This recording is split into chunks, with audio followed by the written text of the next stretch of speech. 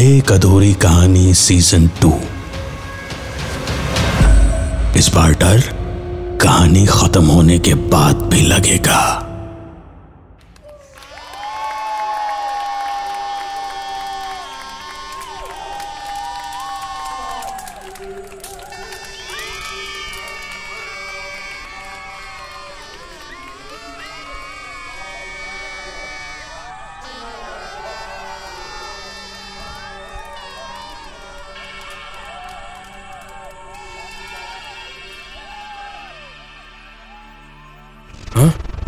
मैं यहाँ कैसे आया?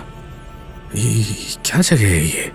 सब धुंधला क्यों है? सब दिखाई नहीं दे रहा साफ साफ। हाँ, किसका रूम है ये?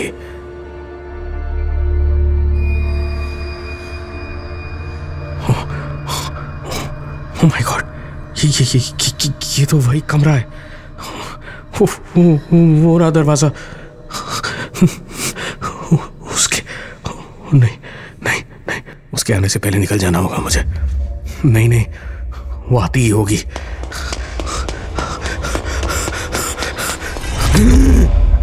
तू फिर भाग रहा है? तू तो ऐसा डरपोक नहीं था। तू शेर था, शेर। तू कैसे भूल गया सब कुछ? मेरे पास आ। छोड़िए मुझे। नहीं, छोड़िए मुझे। मैं आपको नहीं जानता मैडम, मुझे प्लीज जाने दीजिए। मैं फिर से यहाँ कैसे आ गया? डॉक्टर ने कहा था फिर से ऐसा नहीं होगा। मैं कैसे आया यहाँ पे? आप मुझे लेके आई हैं क्या? तू अभी भी वैसा ही भोला है। अरे पगले, ये सपना है। सपने में ही तो होता है ना कि हम कहाँ से कहाँ पहुंचे, याद नहीं रहता, बस अचानक शुरू हो जाता है। और यही एक जगह है जहां मैं तुझसे बिना डर के मिल सकती हूँ, तुझे जी भर के देख सकती हूँ। पर मैं सच कह रहा हूँ, मैं नहीं जानता आपको। आप क्यों मेरे पीछे पड़ी हैं? मैं कितने जतन करके हर बार तुझसे मिलने आती हूँ और तू हमेशा ऐसे ही मुझे दुत्कार देता है। आज शादी हुई ना तेरी? देखा मैंने उस चुड़ैल को।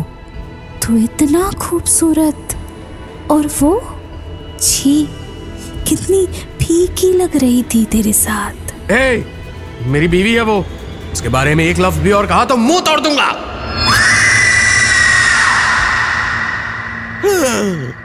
अरे रो, व्हाट हैपेंड? क्या हुआ? अच्छा ये लो पानी पी लो। क्या हुआ है? क्या फिर से वही सपना, वही औरत? आई डोंट नो ये क्या हो रहा है संध्या।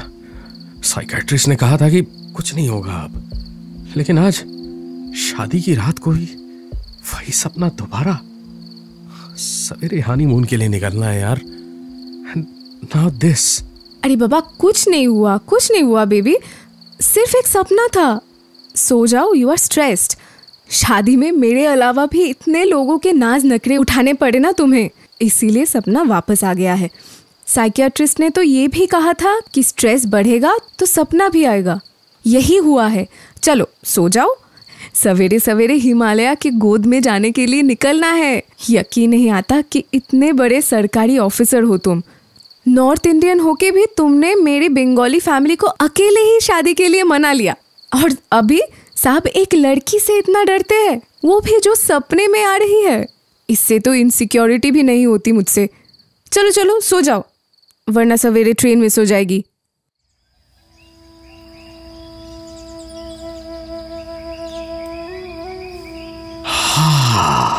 नो पोल्यूशन, नो शोर शराबा, और ना ही बेतहाशा दौड़ती गाड़ियां। यही मजा है पहाड़ों का।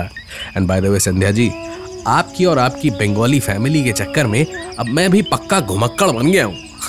बहुत ढूंढ के ये जगह निकाली है मैंने। हमारी रेलवे का तो नहीं, लेकिन एक सरकारी सर्किट हाउस है वहाँ पे, वहीं रहने का बंदोबस्त किया है। जगह का नाम है चिटकुल। सुना है देश की सबसे साफ हवा वही है। अरे यार, तुमको ये भी पता है? क्या है यार, तुम्हारे एक्स्ट्रा ज्ञान के चक्कर में ना बिल्कुल मूड खराब हो जाता है यार। सर, गेस्ट हाउस आ गया। आप लोग चलिए, मैं लगेज भेजता हूँ अंदर। आप लोग जब तक यहाँ हैं, मेरी ड्यूटी यहीं रहेगी। हाँ, हम लोग थोड़ा फ्रेश होकर रेस्ट कर लेते हैं, फिर थोड़ा आसपास घूमने निकलेंगे, ठीक है? जी जनाब। जी।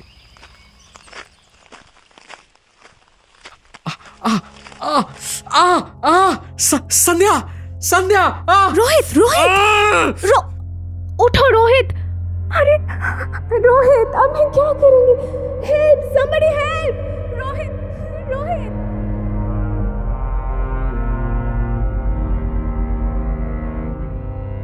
आप चिंता मत कीजिए, शायद ऑल्टीट्यूड की वजह से या स्ट्रेस की वजह से पैनिक अटैक हुआ होगा। He is completely fine and normal. बस जरा रेस्ट करने की जरूरत है। कल सुबह तक ही शुड बी रनिंग।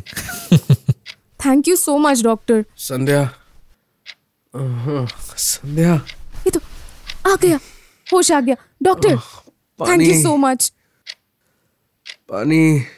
हाँ, ये लो रोहित, पानी। हाँ।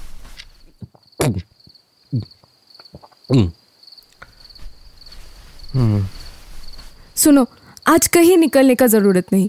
तुम पूरी तरह आंखें भी नहीं खोल पा रहे हो। सो जाओ प्लीज, सुबह उठ के घूमने चलेंगे। श्योर, पक्का।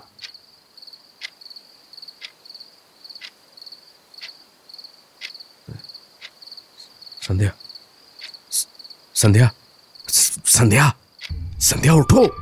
संध्या, संध्या!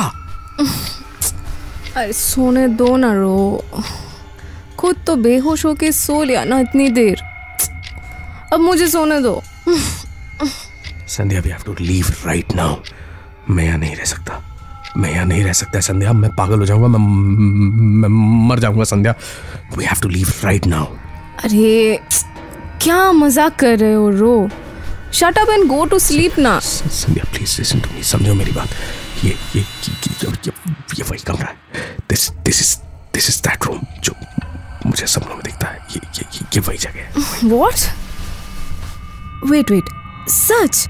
अब आएगा मजा। उफ रोहित, हम कहीं नहीं जा रहे, यही रहेंगे।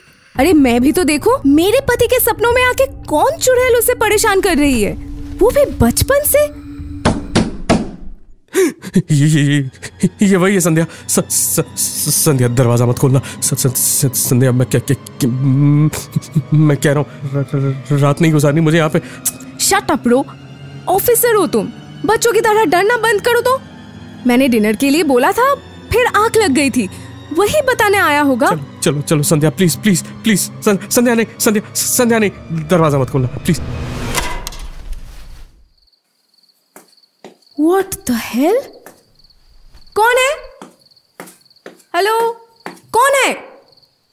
अरे कौन नॉक करके भागा है यहाँ? मैं एक एक की नौकरी खा जाऊंगी, बता रही हूँ। तुम्हारे पीछे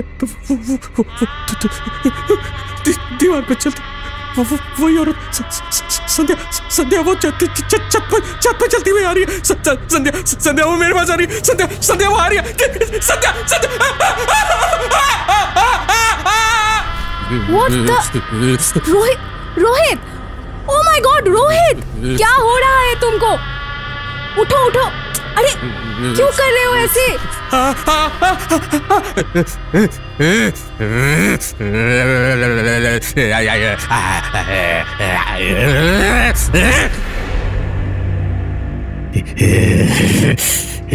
ये मेरा ओम है, तेरा रोहित नहीं। जा तू खाना खा ले, जा। रोहित क्या हुआ संध्या? चलो खाना खा लेते हैं, बहुत भूख लगी है। Rohit are you okay? हाँ संध्या, क्यों, क्या हुआ? नहीं, मैंने कुछ नहीं।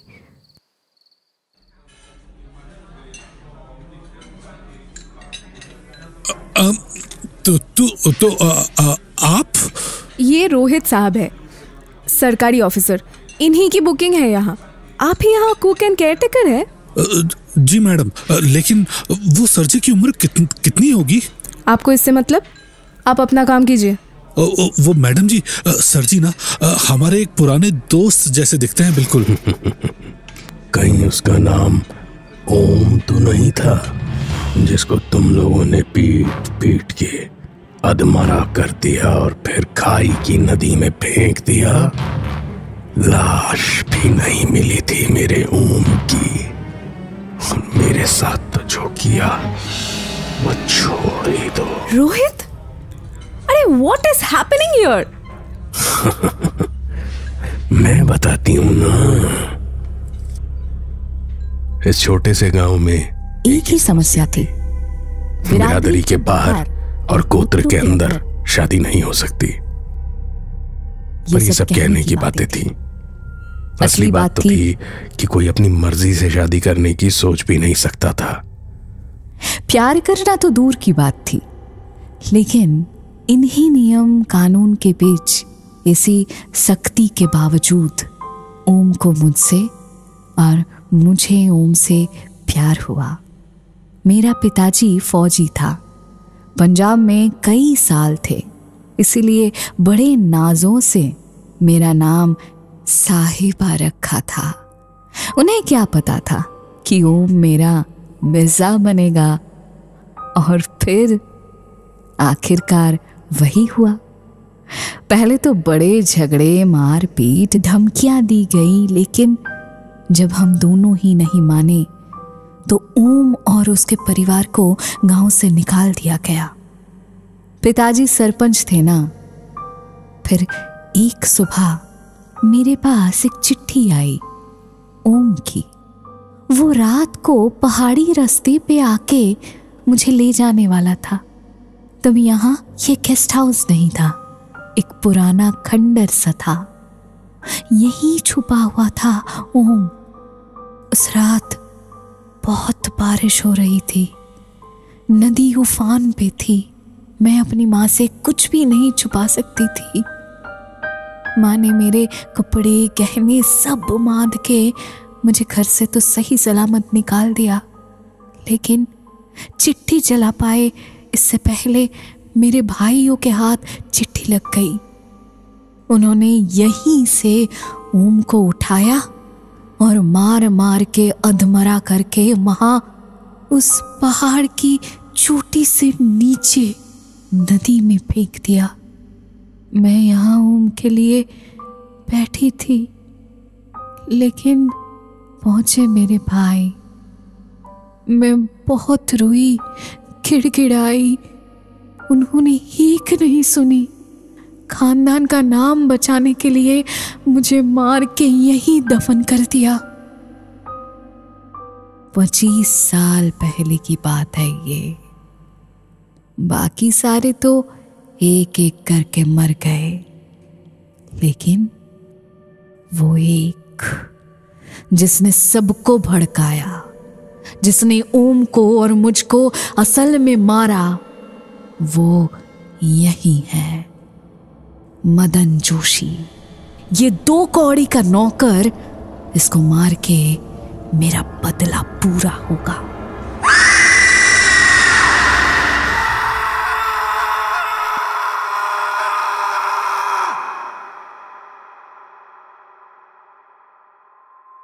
चिंता मत करो, इसकी लाश को बाहर रख दो, जंगली जानवर उठा के ले जाएंगे।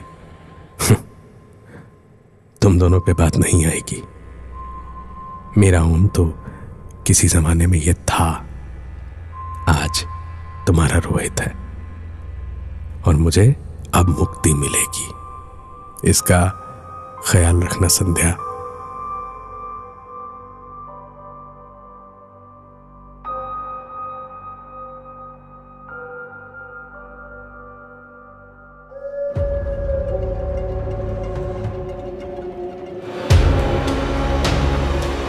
एक अधूरी कहानी सीजन 2। इस बार डर कहानी खत्म होने के बाद भी लगेगा।